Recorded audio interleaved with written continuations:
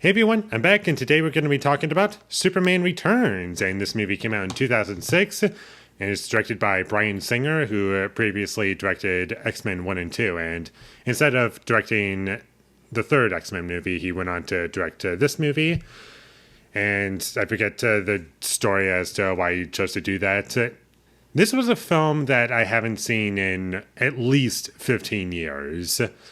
And I remember watching it a few times and liking it. And fun fact, this was the first superhero movie that I ever saw in theaters. I kind of wanted to revisit this movie because it's very nostalgic for me. Also, kind of a bit of a side note, I also had the video game for the Xbox 360, and I played that quite a bit. And this was the first game that I ever got for Xbox 360. So this is kind of an important movie for me. And there were scenes that I remembered and liked about the movie. Coming back to it, I have a lot of thoughts. I have a lot of notes, and let's go through the movie. There are things about it that I think are really great, like Kevin Spacey. I thought he did a great job as Lex Luthor, and he was trying to bring what Gene Hackman brought to the role of Lex Luthor, and they were trying to have him to be like a little over the top and goofy, and they gave him a few comedic moments, and those comedic moments, not just from him but throughout the entire film, worked for me because it wasn't like characters necessarily telling jokes, and even if they were, it didn't drag down the pacing at all. I also liked the music in the movie. It was composed by John Ottman. I always liked the music, and I could remember it. Not just the stuff that was recreated, that was like from the original Richard Donner film, composed by John Williams. Like, they use bits of that music in this movie, like Superman Flying with Lois Lane from the original film. Like, they play a little bit of that in this movie. The movie does have an identity of its own, and the music does stand out in this film. And there are scenes in this movie that I really liked. I enjoyed the action in the movie. Like, the plane scene in this movie is pretty iconic, and it's one of the best parts of the movie. And people who normally don't really care for this movie too much, they say that the plane scene is a huge standout in this movie, and I would agree with that. That's something that always stood out to me as, memorable and fun. And despite this movie being slightly over 2.5 hours long, for the most part, I didn't feel the runtime up until the last 10 minutes, where I was starting to feel a little uncomfortable, thinking to myself, I'm starting to feel this, but by that point, it's like, it doesn't even matter because the movie is almost over.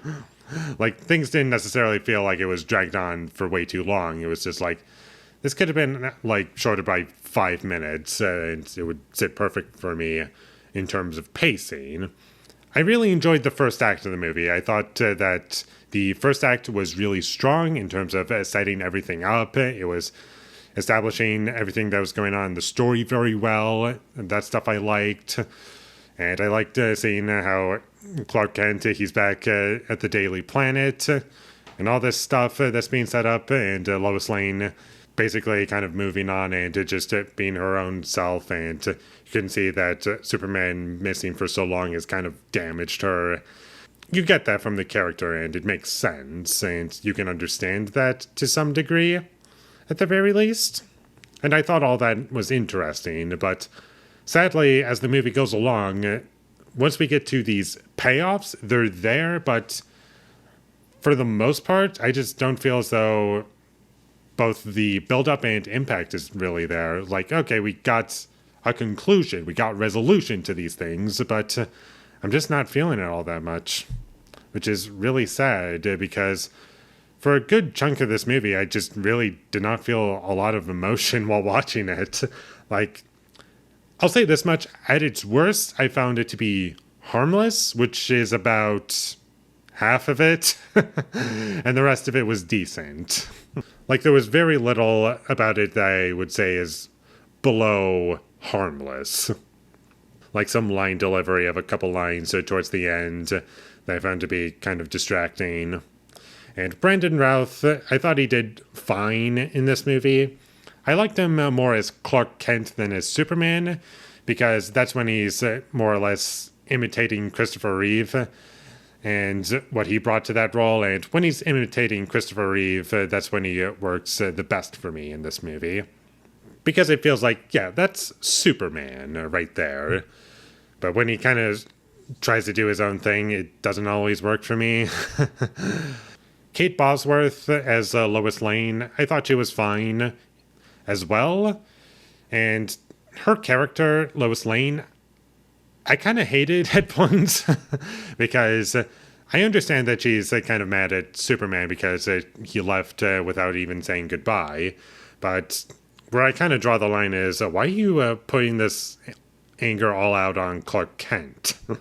Like, do you know that he's Superman? Or, like, what's going on here? I also wasn't a big fan of the child performance in the movie. I found him to be very wooden. And also, I forgot to mention this, despite this being, I guess, the 5th Superman movie in this timeline, according to, I believe, the director, Bryan Singer, he said that this movie ignores Superman's 3 and 4, and it's a sequel to Superman 2, and Superman has been gone for 5 years and comes back.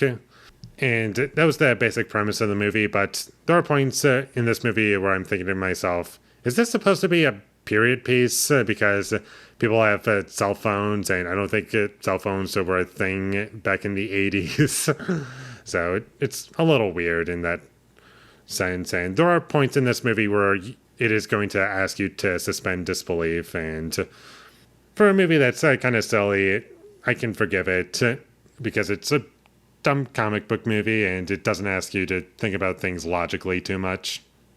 And this movie is also kind of depressing at a few moments because it's trying to be more of a drama, and it didn't fail in that regard, but I just wish that there was more, if that makes sense.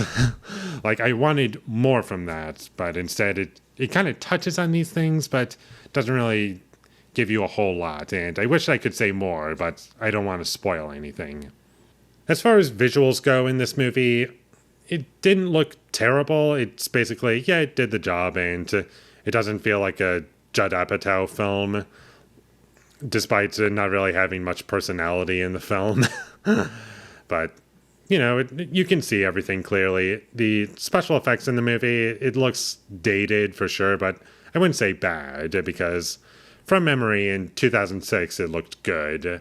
But now, since technology has advanced so much, it kind of looks like, yeah, I can tell when you're using CG, but it uses it kind of sparingly, I feel. And for the most part, it didn't look bad. And overall, I do kind of find this movie to be somewhat bittersweet.